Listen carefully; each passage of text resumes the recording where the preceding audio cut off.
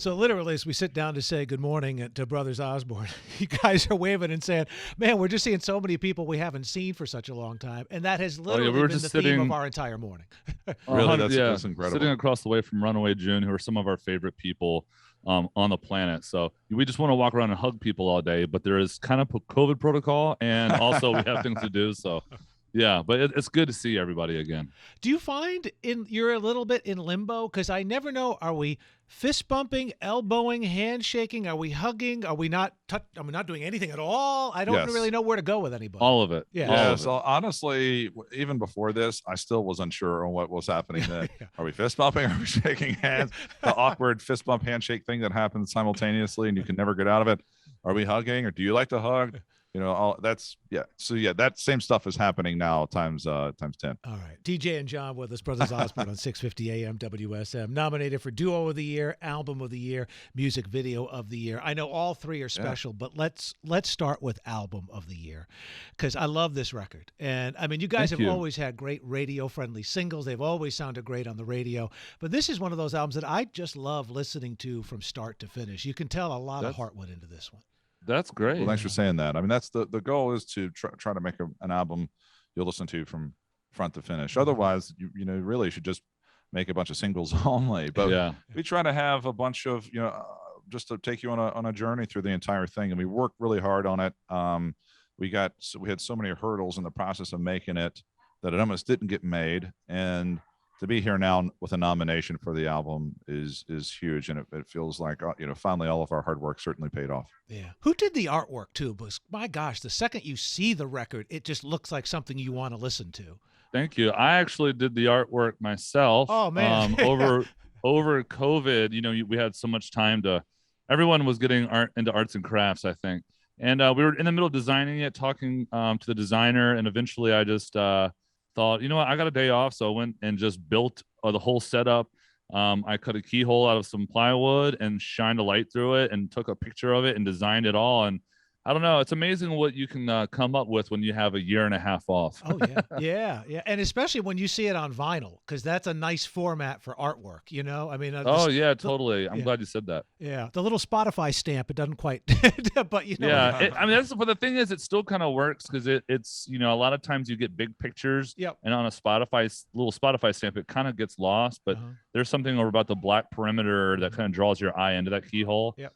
So that was actually the idea, was something that would work on every format. I say this is a great compliment. I hope you take it as what it has, a Pink Floyd kind of feel to it, which that's I love. That's a great compliment. Yeah. That is a great compliment. No, that is absolutely. Initially it's funny that you say that, because one of the early mock-ups I did when I was sending them to TJ so we can be on the same page was actually like a very pink iridescent clouds that were behind it, which was a little heavy, but that when I did that, I was like, man, this is like the most Pink Floyd thing ever.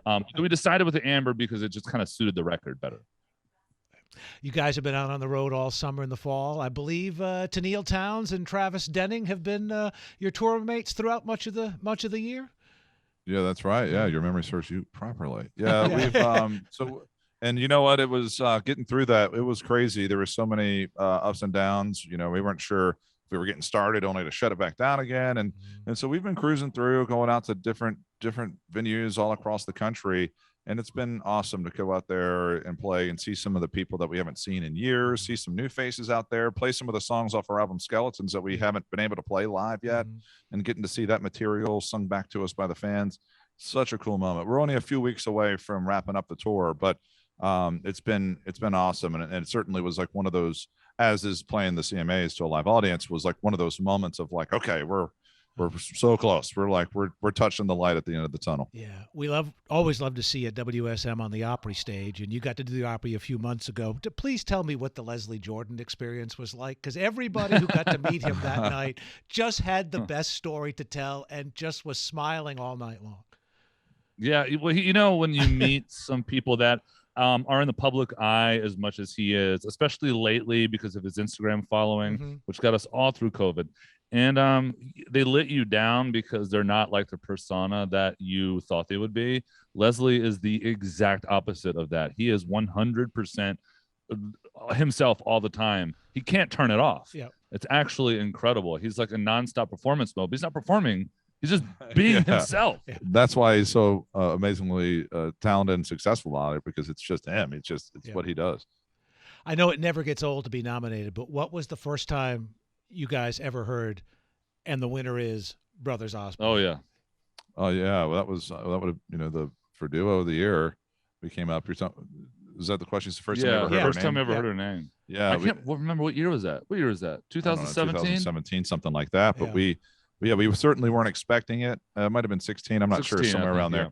And we were sitting there. We actually were sitting directly behind FGL. We thought they would be the ones winning it that night. They had won it years previous, and they just had another huge year. And so we were just kind of kicking back and drinking a cocktail.